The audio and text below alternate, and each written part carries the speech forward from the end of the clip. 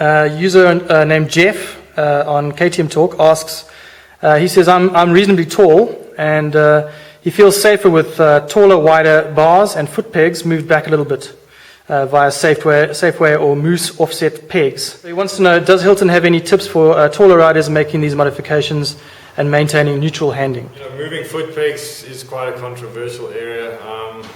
Experimenting with different foot peg positions during development, we found it had quite a big influence on the bike.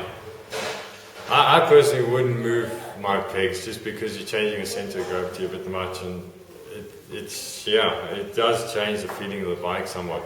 I think it's important that it feels comfortable, and if you can gain a few millimeters out of moving the pegs without really realizing any negative effects on traction and on handling, then so be it. If it makes him feel better, he has to do it. I would say more important is to check the sag settings again. Because he's tall, his weight's obviously a bit further back than normal. So just make sure that his rear spring is right for him, and moving the wheel back, I don't think that's really a good idea, because then you change it too much on the dynamics of the bike. They won't allow you on the bike's design to move it too far back where it's going to have like a huge sort of effect where it's going to be negative as such.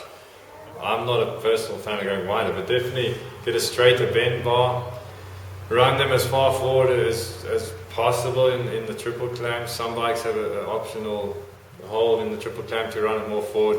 Like I said, the enduro guys, they like to keep the bar pretty low, just to keep as much weight on the front wheel as they can.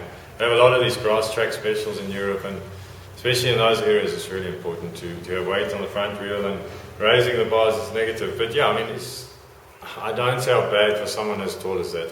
You need to try and gain a bit more room on the bike in the cockpit area, and that is a way of doing it.